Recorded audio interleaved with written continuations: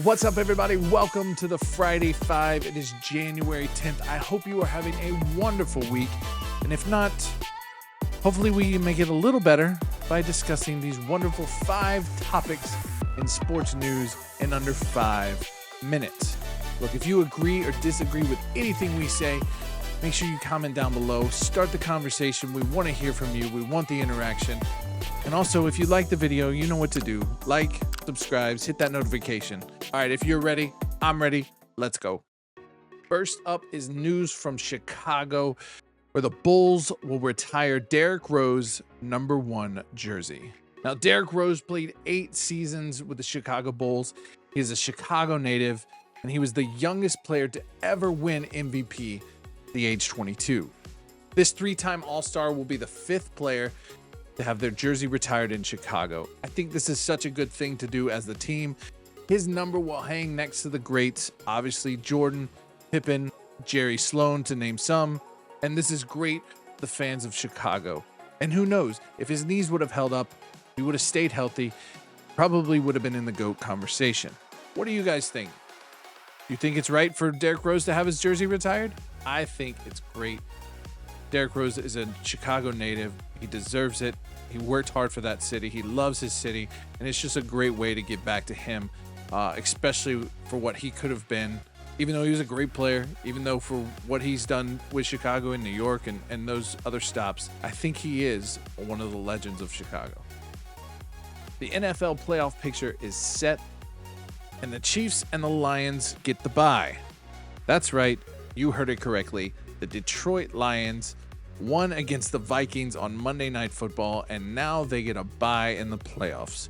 You don't hear that very often. Now, things will start off with the Steelers and Ravens and close out the wild card weekend with the Vikings and Rams on Monday. These teams look pretty even across the board with a few advantages here and there, but I think we can all agree we just hope that the Chiefs don't win. Now, I would like to see the Vikings or the Lions in the NFC, or the Chargers or Bills. For some reason, I just hope that the Bills win it all for the very fact that they never have. But who do you have? Who do you like in this playoff picture? Let me know in the comments below who you think will make the Super Bowl, and let's see who's right. I'm going to say Lions versus the Chargers with the Lions on top, which seems pretty crazy and far-fetched, but who knows? Stranger things have happened. As we switch gears to hockey, the World Junior Hockey Championship was won last week by the USA. They rallied back in overtime. They were down 3-1 in the first half of the game, but you can never count out the USA. Tying it up, sending it into overtime, and Teddy Stinga's overtime goal lifted the boys to a championship. The Americans have won back-to-back World Junior titles, and that's the first time they've ever gone consecutively. They won 7 gold medals, which is 3rd behind Russia and Canada. USA will look to three-peat on home ice in 2026 tournament as it's played in Minnesota, but they'll be pitted against Sweden and Canada in their Group A. This marks great promise for the American young hockey players and a little bit of a shift from the dominance of Russia and Canada. But do they have the chance to three-peat again?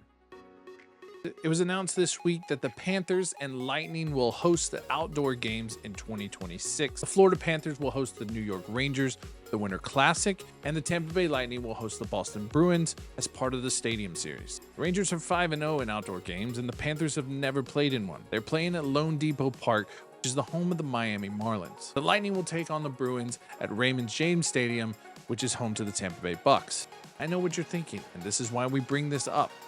Why on earth are we playing an outdoor game in Florida? Part of me hopes it's 80 degrees and they struggle with the ice, but they have to have a plan B. Do they not? I mean, like, seriously, it's Mother Nature. They can't control these things. Yes, we know that the Panthers are the Stanley Cup champions. Let's have another gimmick to put them in to produce something. I don't know. What do you guys think about this? Do you think it's stupid? Let me know what you guys think. Do you like the outdoor games? Would you go to one if it's in Florida, knowing that it could be a pond, literally, instead of pond hockey? Personally, I like the outdoor games, but Florida? Last, I have to mention this as kind of a guilty pleasure of mine. The WWE had their inaugural episode on Netflix this past Monday, and they treated it like a pay-per-view, as they should, with a $5 billion with a B to partner with the WWE and Netflix. Now we saw some of the old legends like The Rock, Undertaker, even Hulk Hogan came out and spoke. Although he was pretty much booed off stage, probably for political reasons, the show was a big success. Now, the question is, do you like sports on Netflix? With this deal, this episodic weekly show, Netflix is banking on all things to go well. I think most of us, if not all of us, watched the Jake Paul Tyson fight, or at least we watched a spinning circle, hoping for it to load. Now, the first episode of the WWE basically was without a fault. But do you like sports on Netflix? Or is it just another subscription you have to add to your list to watch your favorite sporting event? That'll do it, folks. That's the Friday 5 for January 10th. I hope you enjoyed it. If you did, make sure you hit that like, subscribe, and notifications are turned on. If you made it this far, you at least like it a little bit. So make sure you leave a comment below. Tell us what you like about it, what you don't like about it, what topics you would like to see more of. We're here to start the conversation. The whole point of sports is to be in that conversation, whether it's good or bad, whether you like them or don't like them. Voicing your opinion is fun and healthy for everyone. I hope you have a wonderful weekend, and until next Friday, see ya.